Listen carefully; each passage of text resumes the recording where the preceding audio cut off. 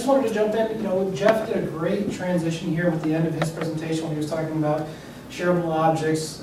He even mentioned OER by name. But before Jeff's presentation, just by a show of hands, how many folks were actually familiar with the term OER and what it actually stood for?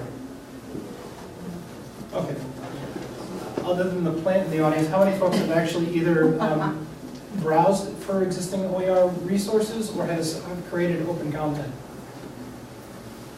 Okay, that's great. It's at least a start. So what I want to do is just make sure we're all on the same page as we start and just have a sort of a uniform definition. So the Hewlett Foundation is one of the big funders of open education resources, and the definition that they have up on the board is pretty much the one that most people are adopting in some form or fashion. The two pieces in here, and if you take the phrase and break it apart between open and what an educational resource is really what I'd like to focus on. So open is not only open, meaning freely accessed, but zero cost. But there's another stipulation that Jeff referred to, is that it's something that can be reused, reshared, remixed, and redistributed out. I want to talk about that in just a second. But the nature of what an OER resource or item is, it can be anything from a textbook to a fully blown course, to a module, to a syllabi, to a PowerPoint. So when you hear OER, it's not just assumed that it's only an online learning resource or an online course. It can be something that's used in the physical classroom, so a replacement textbook, a PowerPoint slide deck that is something that's openly licensed, is something that you can use. So just so we're on why OER is important or how it ties back into Jeff, commonly there's the 4 R's of OER, and Jeff talked to this to a certain extent, so I'm not going to spend too much time. But just so you understand what is meant by an open resource, it's first and foremost the right to reuse it. It's been licensed so that you can use it legally. 2, you have the ability to revise it. So if you find an open textbook that you like, but you know, there's one chapter here, or there's something that is maybe not quite what I want to do, or I want to implement something else, you have the legal right to go ahead and revise that to how you see it should be. And then the remix. You can actually take multiple items, multiple different sources of OER pieces, and combine them into something new. So whether it's an open ed textbook on history, and you want to take something that's been specifically written about Indians, or the Farmington River, or the Quinnipiac tribe, or what have you, you can actually remix those. And at the end of the day, you have the right to redistribute it. And that's one of the big pieces in the OER community, is if you do adopt something and you do revise it, make sure you share it back. And we'll talk a little bit about the benefits of that in a second. So just a quick question on copyright. Which one of these images is protected by copyright law?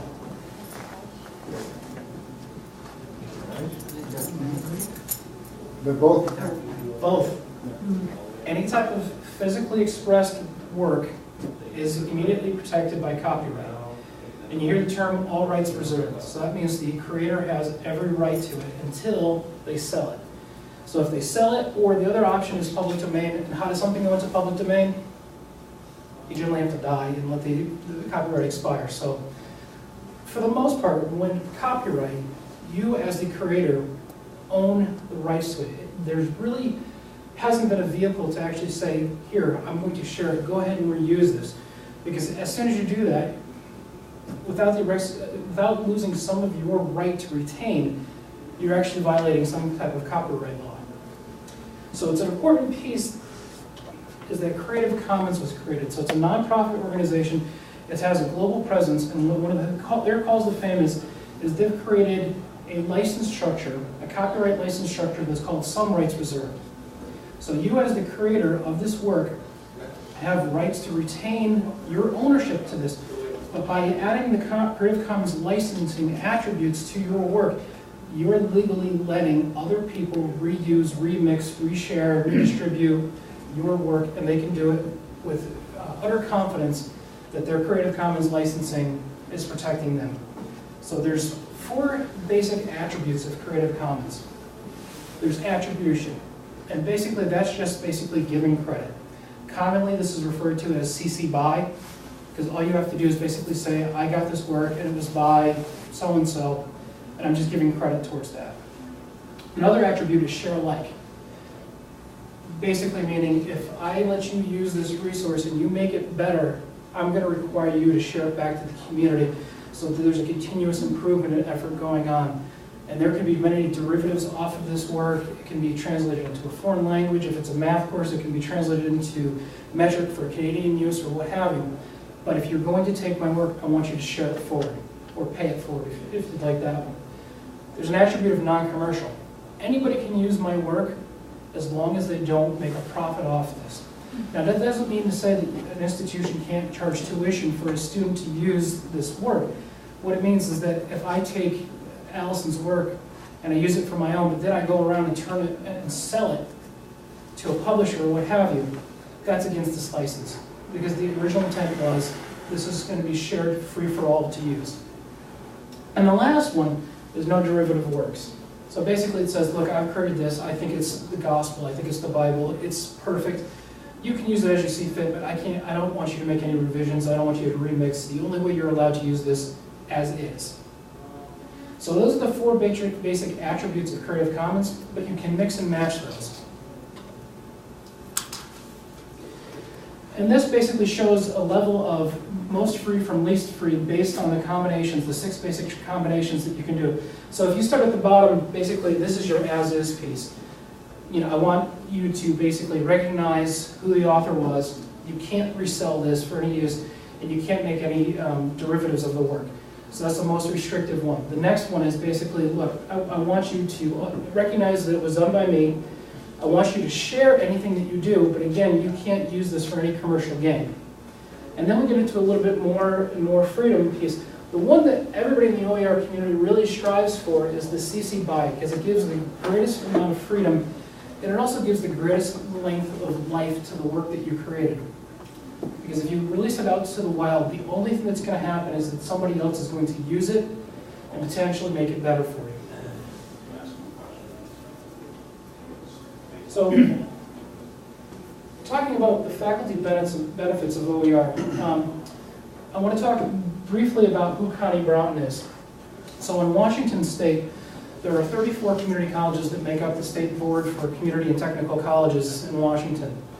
About 5 years ago, they went on this endeavor to create this project around OER. They took the top 100 enrolled courses that were in Gen Ed, and they said, okay, what's the average textbook cost across these? And they got these astronomical numbers that students were paying for textbooks. Then they decided, well, let's target it. Let's go beyond just textbook replacement for this. Let's actually go and look at course creation.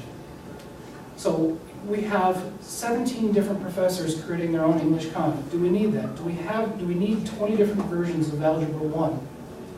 Where we're actually paying folks to go out. Is there any commonality? Can we work together, collaborate, to put together all of our different input, all of our different knowledge, and actually create something that's more of a standard, of a gold template, and use that forward? So one of the outputs of this project over a 5-year period was 82 open courses. So these are fully open, fully adoptable courses that have open texts embedded in this. You can go to the open course library website, and out of these 82, they're free to use, and you can change as you see fit. But as Connie has gone through this process over the 5-year period throughout the state of Washington, she's asked some questions of faculty. When you're using a commercial grade textbook, how do you know that the material is useful to your students? Do you know that the students are actually reviewing this? Now these, I'm not trying to start a debate or put any defenses up, but these are some good questions just to maybe reflect on and see whether or not your textbook is actually providing the intent, the impact that you had intended, or could there be something else? And one of the questions that's not on here is that I had the opportunity to be part of an event last week in Vancouver where we had OER leaders across the globe come together. And one of the questions that was posed, and I found it very interesting, was, is your textbook the center of your course, or is it supplemental to what your course is? In other words, is your course all built around what the topics in the textbook cover, the assessments, the PowerPoints, the media elements, and you build your lecture from that? Or is it a supplement or an augmentation of what your knowledge, your body of knowledge, your work, your individual pieces to that? And again, I don't know the answer to that. It's just an interesting question to ask. So what does OER mean to faculty? Jeff mentioned this, sort of alluded to this. It means complete autonomy. So with a commercially licensed textbook, you don't have the right to go and change it. It's published for that very reason. It has digital rights management if it's in a digital format. If it's a published textbook, you really can't go through a highlighter with a whiteout. It's just physically impossible to change the physical printed text. With open, because of the digital format, you can go and make that change, not only because of the format that it's in, because of the licensing attributes that are attributed to that. So if you have a textbook that's 90% of what you want, but that 10% isn't just there, change it. If you don't like what's being said in a particular piece, reword it. If it's missing something, move it on. Collaborate with folks and make that change.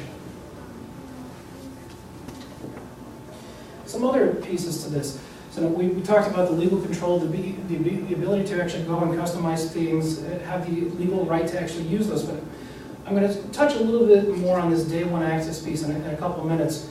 But the fact, or the trend that's being reported back is that there actually seems to be improved learning outcomes for students when OER is mixed into the course. Because of the customization, the context in what these are being used, a little bit more targeted to what the student learning outcomes are, and the ability to have those resources at day one. And again, I will come back to that. And Jeff talked about this during his presentation about authentic learning. Well, he talked about constructionism or a student as a producer. The ability to go out and have your students scour the web, do a web quest, and use openly licensed materials in order to create something better, whether it's a wiki, whether it's a textbook themselves, or it's a media piece. The fact that they're not violating copyright when they're pulling these resources together for a homework assignment, open just allows that to happen in those authentic learning opportunities. And the last one is just this collegial collaboration. Across the country, across the globe, there are numerous collaborations that are going. There's one between the University of Minnesota and the government of British Columbia in Canada around an open textbook piece. There are collaborations across Virginia State and Virginia community colleges as well, across California state universities and community colleges. There's an opportunity for folks within a given discipline to go apart across departments, across systems, across state boundaries, across country boundaries. There's an opportunity to take your body of knowledge, share it with somebody else who's equally passionate about that, and enhance that work, share it out to the community, get global feedback on it, and just enhance that piece of work. Because the worst piece is having this beautiful piece of knowledge that nobody gets to see except maybe 20 kids a year. And just a couple other pieces, as I mentioned, the widest possible audience, peer review, just that opportunity to get it out there. Now, Lisa did a wonderful thing. She has this printout that she'll hand out that has a number of websites that are documented. And I have to give a prop for the libraries in general. Your librarians are going to be your greatest assets with OER because there are so many resources, there are so many repositories, there are so many collections out there that you're going to need your librarians to go out there and look through these collections and curate the best pieces. And there are a lot of sites out there like Merlot that basically have a collection that is not only user reviewed, so folks who've actually downloaded the piece have gone back and put a review, but there's a peer review piece to it where they've been given a scripted form and they have to give some type of structured feedback on how the materials were put together. Can I just mention something about Merlot? That, even in the early 90s, we used to go to that site to get information literacy materials so that we could teach how to use the library. And I never knew it was going to have that kind of staying power and become part of the OER movement. But it has all kinds of do you guys already use Merlot in your classes? It has all kinds of ideas for teaching different concepts and different exercises, and it's just brilliant. And it gets bigger and bigger, and it's historical now. It's been there a long time. And Merlot's part of the California State system. So one of the other projects that Cal State did is this affordable learning solutions. And one of the tools that they have is this wonderful tool. If you put an ISBN number in there, it'll actually go and find the relevant OER materials to that textbook ISBN number. It may not be dead on, but it'll give you things that are relevant or related to that particular textbook. So it's a wonderful resource that just came out within the last 2 months. So if you've been familiar with OER at all, you've heard it from a student's perspective, and I think the comment was, well, I don't know if the students necessarily appreciate a zero textbook cost, but let's see what happens when a student doesn't purchase a textbook. So this is a national study that was done by Florida Virtual Campus, so it's the state of Florida's campus, but this reflects what national numbers are being reported. 60% of the students are not purchasing a textbook at some point in time due to cost. And if you just look down the numbers here, is that the number of people who choose not to register just because of the text cost. We have community college students here, they're barely being able to survive as it is. And then if you add the cost of tuition, fees, and what have you, and then you add a high-priced textbook on top of it, it just adds a level of burden, financial burden that they may not even be able to realize. The interesting one for me from an institution perspective is that there's about 10% of the folks who withdraw from course from textbook. That's lost tuition. I mean, that's an institutional problem. That's not just a student textbook issue. That's not a class one. That's an institutional problem. And we're all facing a lot downward spiral in enrollments. We're fighting for students. Why have that 10% of students walk away just because of a textbook cost? Now, this was David Porter out of British Columbia put this list together, and it's a wonderful thing of just how many times does a student start a course, start the semester or a course without a textbook, and what are the reasons? They've backordered it because they've gone through Amazon because they didn't want to pay necessarily the bookstore cost. I'm not saying anything about the bookstore here, I'm just saying in general. It's in the mail, it's out of stock, it's the wrong edition, and then because my student loan, my financial aid money hasn't come yet, so I'm not going to do that. I don't know if I want to stay in this course, so I'm not going to buy the book and then have to go through the hassle of selling it back for, potentially at a loss. The question I'll ask is, if you think about some of the students that are here, I'm sure that there are first-generation college students who are at-risk students, maybe ESL, they may be in a remedial class. Think about if they didn't have their textbook for the first 2 weeks of the course, what's the success rate that those folks are going to have if they don't have that resource at the ready? And then if you look at the other ways and I'll touch upon this in a second about whether they buy it, if it's a digital format or if it's a rental. Especially if it's a remedial and it's math, that's a foundational piece. They're going to need to refer back to those pieces as they go through whatever gen ed requirements they have. Now I want to touch on something that's a little bit controversial because I'll say the preface on this. There are more and more reports that are coming back that saying the adoption of OER is actually having a positive impact on student outcomes. Now, I will say right off the bat, I understand that there are many factors. Was the commercial textbook not implemented correctly? Were the students, was the digital format, did it have some impact on this?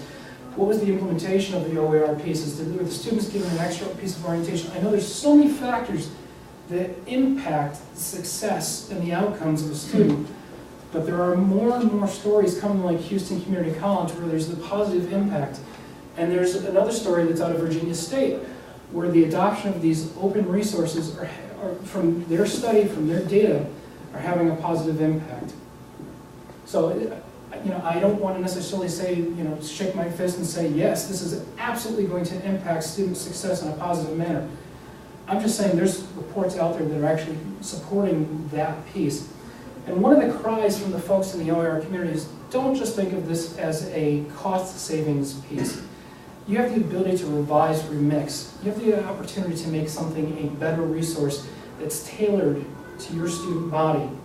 So it could be something that's specific. If you see something, a question, a chapter that's unclear, a set of questions that you constantly see your students struggling with the open licensed materials, you have the ability to go and rectify that and make it more clear.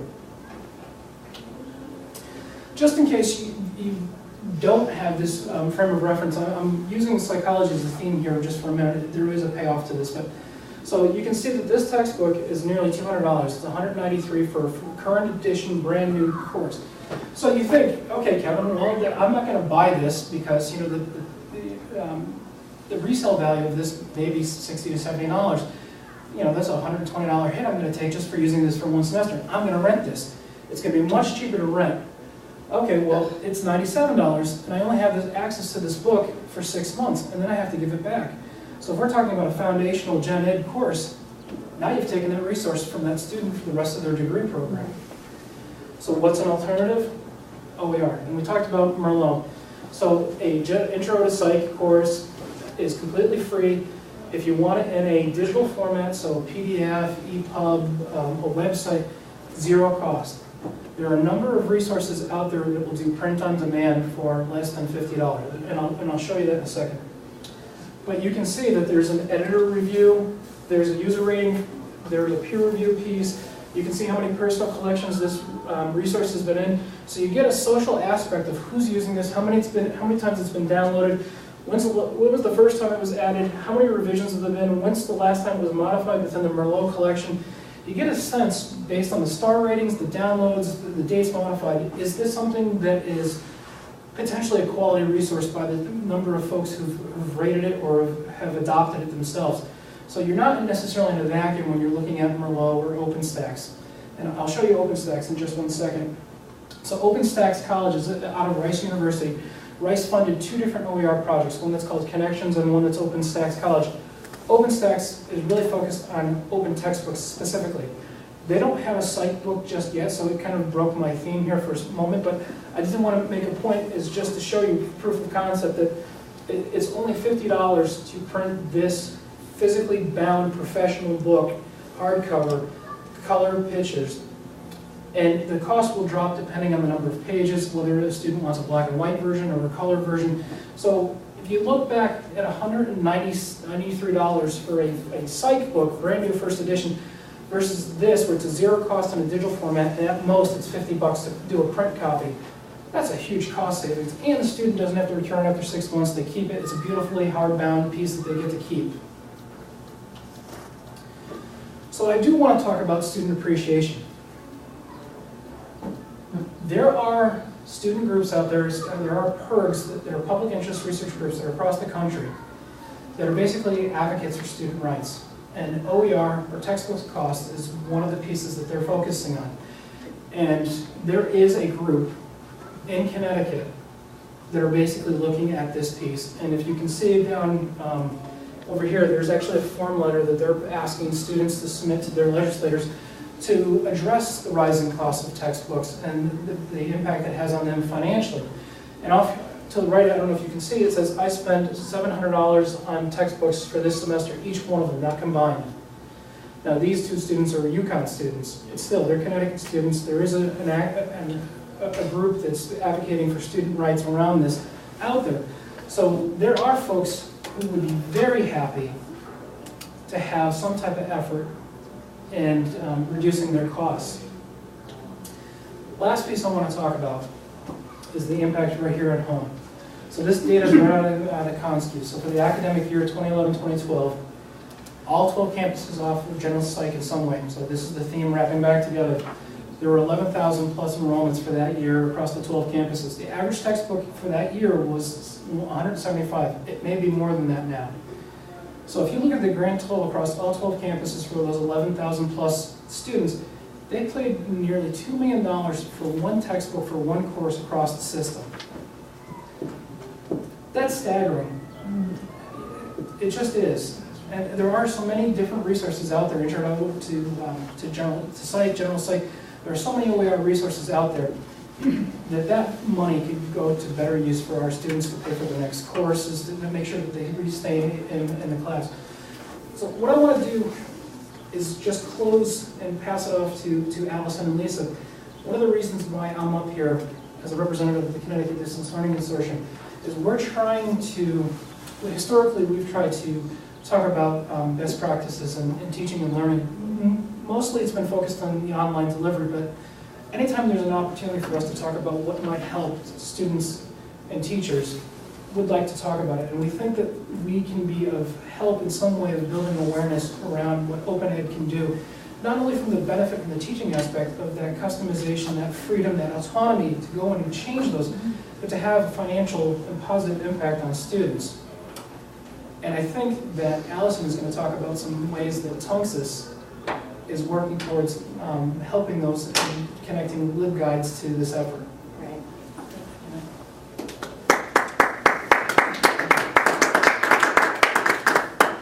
So I'm going to try trying to make it short and sweet, although I found out there's a lot I can say about LibGuides. How many of you are familiar already with the LibGuides that we offer here? No, okay. So let me just click on one and show you.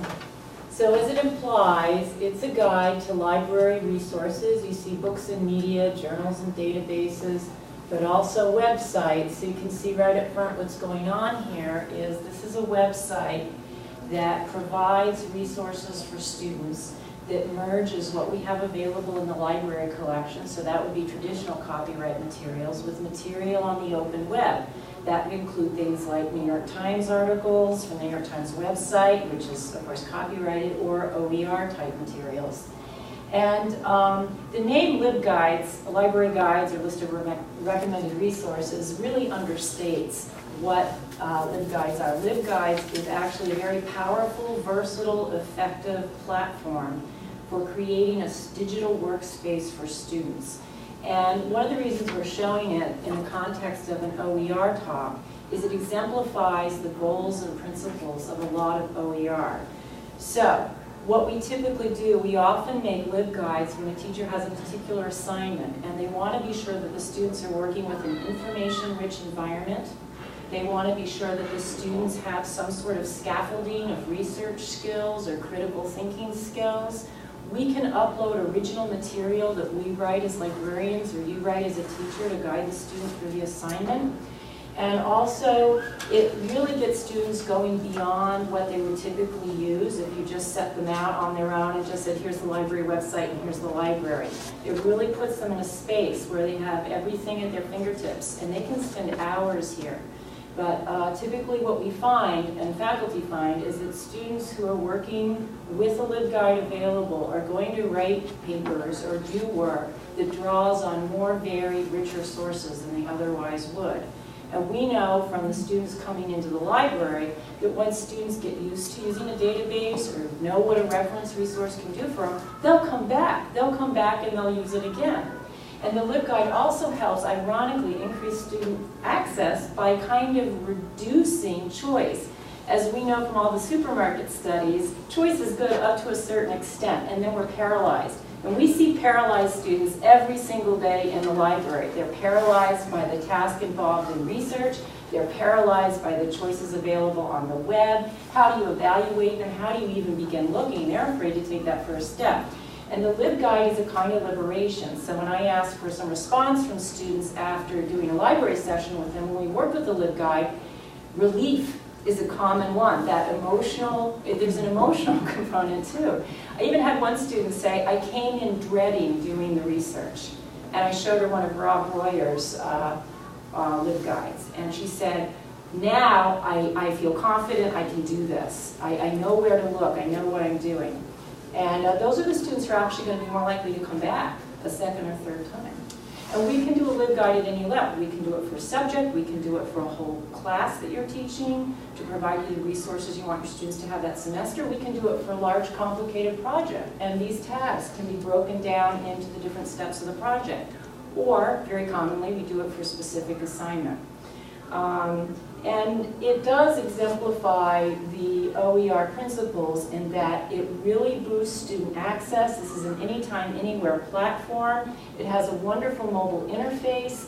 It has durable URLs for the entire LibGuide, for each page in the LibGuide, and for every single box of content in the LibGuide. And in these boxes, we can link students to very specific resources. So we can even embed dynamic feeds. So this changes every single day from the Metropolitan Museum of Art.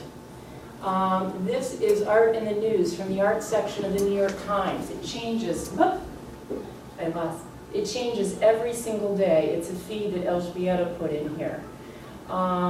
So you can start seeing the level of customization that's possible. We can really target what your instructional goals are. Do you want to connect them to the professional literature? Do you want to keep them updated on what's going on? Are you looking for media like images and embedded video to engage your visual learners? We can do all of that, plus all the usual stuff you think we do, like references and things like that. And it also, when you hook it to an assignment or a project, it also answers the student motivation question. What's in it for me, right? What's in it for you is you get to do your assignment quicker and do a better job by not rooting around with stupid Google results. And then for an instructor, what's in it for you is you're providing a richer research environment. You can completely customize what it is. And it's a nice complement to Blackboard, for instance. So Blackboard is like an online classroom. It's linear. It's based on a syllabus. It's for classroom management. This is more about the kinds of things that our speaker was just talking about with exploration and choice. It provides student choice. So when we show students a LibGuide on a research project, we might steer them to one source, but we list other sources, and they'll say, oh, I don't like that source so much. I think I want to try this one. So that's really good. Another point I want to make about access that's really good is this is hosted not on our system servers, but this is actually hosted, sorry, the mouse is sliding. This is hosted on LibGuide servers. So last week, I was teaching a class. I was showing students databases, and just when I got to demo the databases, the Tunxis EDU server just fell out. It was not available. The Tunxis website was not available.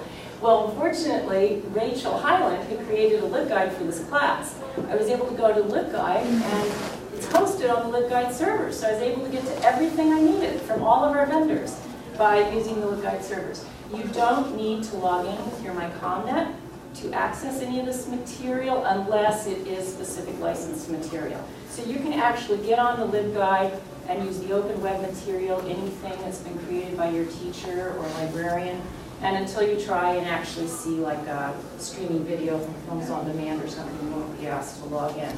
So it's a little more accessible for students. I just want to show you a few more things about this. In the background information, notice down here you have the catalog search, so you have kind of built-in library, but Elżbieta has also put down here Art in Farmington, so it's very localized. Also, I want to show you here finding images. These are web resources. Again, you're doing a full mix from the open web to the deep web. The World Images collection here is actually an OER resource, so that's pretty cool. Let's see.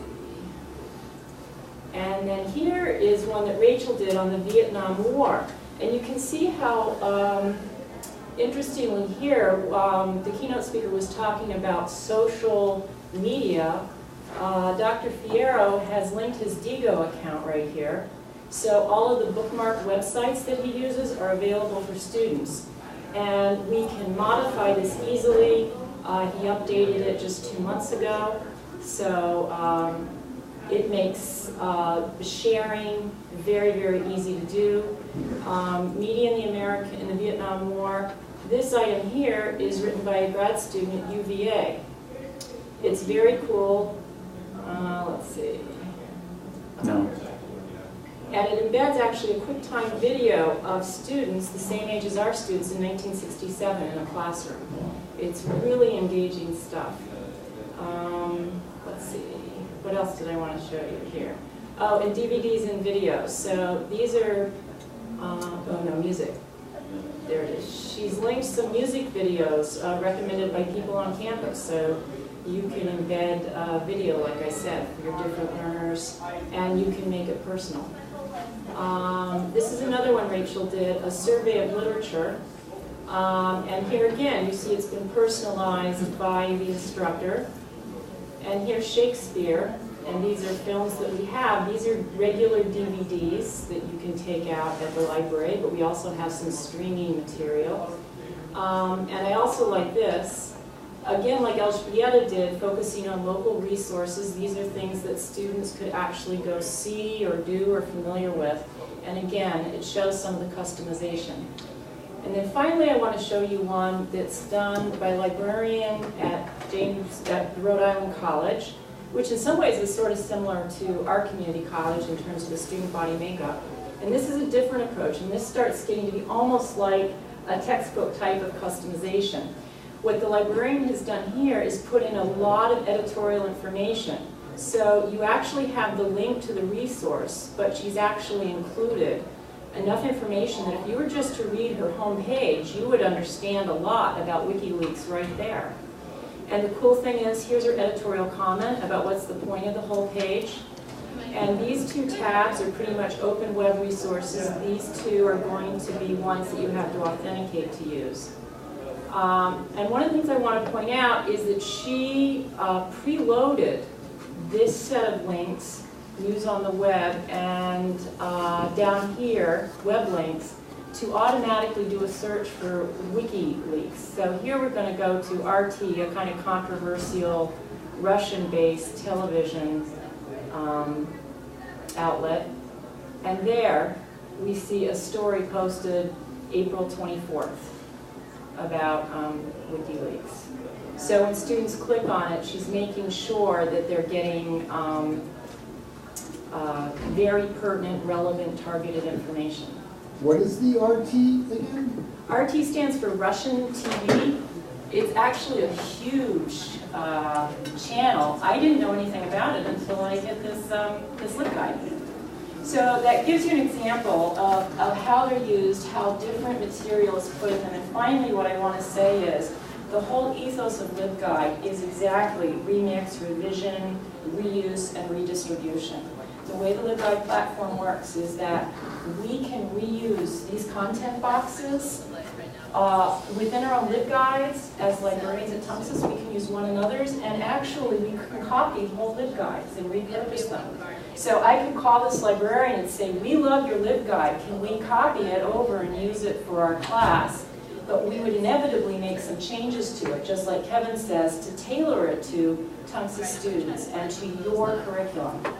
In fact, I did a LibGuide on mobile apps for academic use, and I contacted a librarian at MIT, one in upstate New York, and one at Central, and I used aspects of all of their LibGuides to make one that's customized for the kinds of things that I know that students actually need here at Tunxis.